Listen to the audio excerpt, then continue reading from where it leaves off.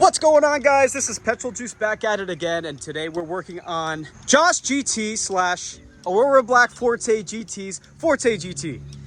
We are putting in a rear end sway bar, and it seems very straightforward as long as you have the right tools. We're just going to wing it and give it a shot. There's not any videos actually on how to install this, so I'm just going to walk you guys through it very simply on what we're doing, what the process is, and how easy it is. So for tools, we have jack stands, 2, and we also have a jack over there supporting the other side. That's 1. The second that we're using is a 9/16 socket with a torque wrench. With that, once the car is jacked up, you look for the rear sway bar. The rear sway bar is right next to the spring, and this is what it is. It goes and it attaches here. There is a hinge right there, and there's a second towards the right side of the car with the same exact setup. All you're gonna do is take out the screws here. There's one here and one on the other side, using the torque wrench and the 9/16 socket. Then you're gonna use another socket to remove this here. I'm not sure what size yet, we'll figure it out. Once that's removed, the whole thing comes off, and you use the new sway bar. You put these on to the sway bar, and the hinges that we removed before, we're replacing it with this here. And you just repeat the whole process in reverse. So I'm gonna cut and take the 2 hinges off and all the screws off that I just told you right now. That we're gonna cut to the next clip and show you what we're doing next. All right, guys, so these were the two hinges that I told you to remove the screws from. Once you take those out on both sides, the easiest way to take it out of this section is to remove these bolts here. Now, I'm using a 12mm, it seems to fit it fine, although it says 10.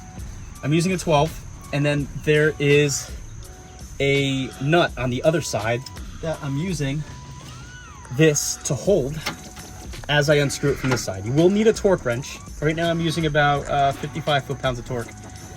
So it's the easiest way to get this out, because there's no way you're reaching this and it's just on way too tight. Just, again, it's easier just to take it off from here and deal with it once it's out.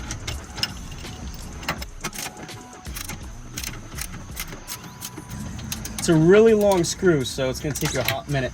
What I'm gonna do now is switch over to a smaller ratchet now that I've loosened it up, and I'm still gonna use this here.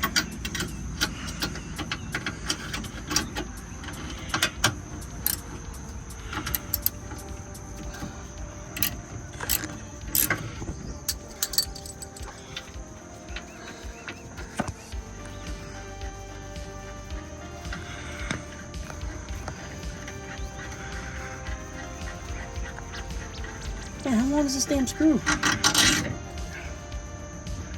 All right. Just make sure to keep these together. This is the nut that was on the other side that we were holding down. Now your control arm is completely loose and free to move out. Let's get to removing that. Once we get it out, we're gonna focus on removing the control arm from this, or the rear sway bar from this control arm. Let's get to it. All right, guys, so once you get the rear sway bar out, the OEM one, these are very difficult to break loose. I'm using a 17mm. This is a different kind of socket. I'm using a 17. I'm using the torque wrench. I have it up to 50. I put my foot down on this, and I just twisted it to the left the best I could until it came loose. It was very, very difficult.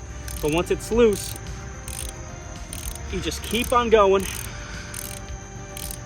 until this piece comes off the rear sway bar. Now it'll be a lot easier once we get it off to install the new one, because we're sort of going to do the whole thing in reverse, but we're going to put those hinges on first and then install this second on the new sway bar. So we had a lot of difficulty taking it out since it seemed like it was just so stuck together. We brought it to our local mechanic. He was willing to loose this up for us. So long story short, just get a vice grip, hold this down in the inside, and get something like a torque wrench or something even stronger to loosen it up and take the bolt out. So we're going to remove these from the OEM sway bar. Then we're going to put this onto here and mount it up using this. The whole process in reverse. Once we get those on, we're then going to install these here back on to the location that I'm marking right there in the video. All right, let's get to it.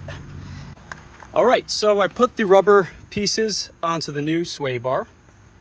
Now, when you mount it back up using the new equipment, you're going to mount it like this. All right, and then you're going to screw it back to the original mounting location. After you mount these up on both sides, we're going to then put the control arm side back in. That'll make the install process a lot easier. I'm going to cut to when I complete that.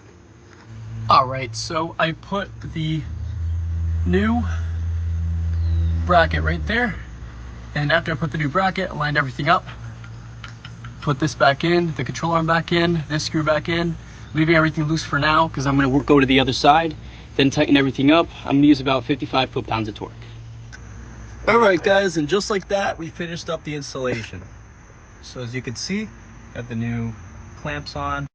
All right, so I'm going to pause right here and point out right away, I totally forgot to tighten up this screw on the control arm / sway bar section that I'm pointing out in the video now. So please make sure to tighten that. I just didn't do it in this clip in the video, but that will be more together when you tighten it. This control arm bushing thing is installed too.